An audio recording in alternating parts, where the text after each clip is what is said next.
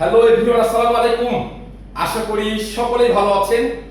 রাত পোহালেই শুরু হবে ওয়ার্ল্ড কাপ উত্তেজনা সারা ওয়ার্ল্ডে, এবং স্পেশালি বাংলাদেশে দুইটা দেশের সাথে খুব বেশি হাড্ডাহাড্ডি লড়াই হয়, তবে মাঠে না, সমর্থক পর্যায়ে। নাম্বার ওয়ান হচ্ছে ব্রাজিল এবং আর্জেন্টিনা। আমরা একটু পরিসংখ্যানটা দেখব যে কেন ব্রাজিলের ধারে পাশে আর্জেন্টিনা নামক দলটা পাত্তাই পাবে না। দেখেন, সারা ওয়ার্ল্ডের সবচেয়ে নামি দামি নাম্বার ওয়ান যে খেলা রয়েছে সেটা হচ্ছে ফিফা ওয়ার্ল্ড কাপ, যেটা আগামীকাল থেকে শুরু হচ্ছে।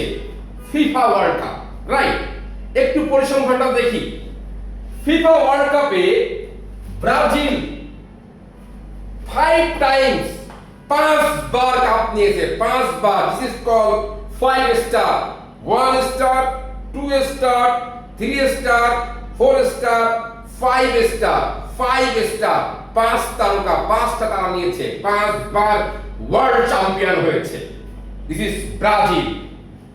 এবার আসি আর্জেন্টিনা, যারা আমাদের পাশে থাকতে চায় কিন্তু আসলে নাই, মনে মনে থাকে আর কি। আর্জেন্টিনা অনলি 3 টাইমস, অনলি 3 বার।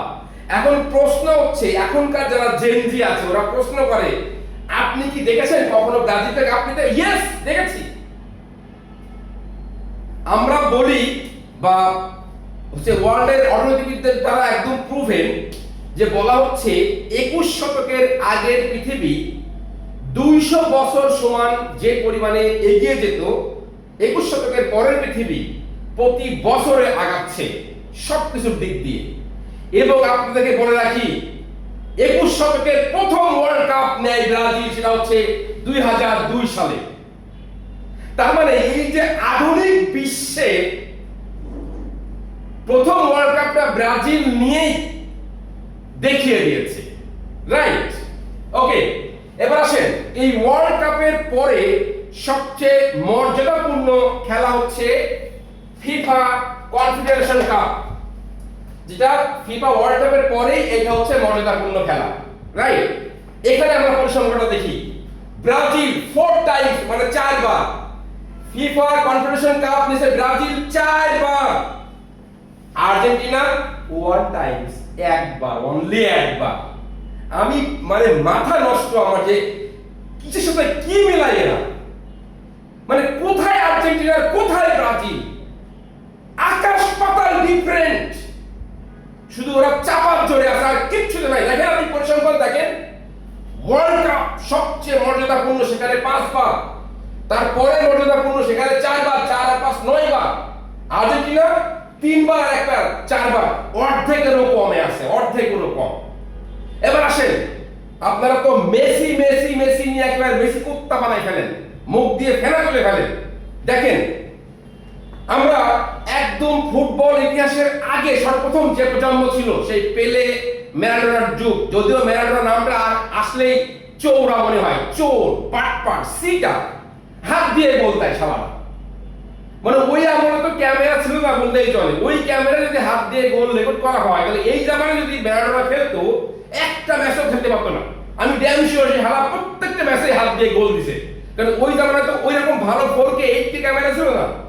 তারপরেও সে ধরা খেয়েছে যে হাত দিয়ে গোল দিচ্ছে। যদি এই জামানায় খেলতো তাহলে বুঝতো, তাকে খেলতে দেওয়ার সুযোগই সে পাইতো না। তারপর ধরে নিলাম যাক চৌরা মঙ্গলা বাটপাট যাই হলো। তো এই পেলে সরি আর্জেন্টিনার যে ম্যারাডোনার একটা যুগ ছিল, ম্যারাডোনার পরবর্তী যুগ আসছে হচ্ছে গ্যাব্রিয়েল বাতিস্তুতা, তারপরে আসছে মেসি। ঠিক ব্রাজিলের প্রথম যুগ ছিল পেলে, তারপরে আসছে হচ্ছে রোনালদো, তারপরে এখন হচ্ছে নেইমার। এই 3 প্রজন্মের যে তারকা রয়েছে, আমি তাদের টোটাল গোলটাকে আমি অ্যাভারেজ করেছি। দেখেন, আর্জেন্টিনা মেসি আর্জেন্টিনার হয়ে যে গোলগুলো দিয়েছে, বাতিস্তুতা যে গোলগুলো দিয়েছে, ম্যারাডোনা যদিও চুরি করে গোল দিয়েছে, তারপর ধরে নিলাম ম্যারাডোনা। এই 3 প্রজন্মের ইতিহাসের সেরা খেলোয়াড় মিলে তাদের পার্সোনাল গোল মাত্র 206টা, 206। আর ব্রাজিল 3 প্রজন্ম যদি আমরা এক করি, নেইমার, রোনালদো, পেলে 218টা। ভাই আমি একটু আপনাদের জানতে চাই মানে কোথায় আপনারা এগিয়ে আছেন, কোথায় দেখাবেন ভাই, একটু দেখাবেন প্লিজ, দেখান ভাই প্লিজ দেখান।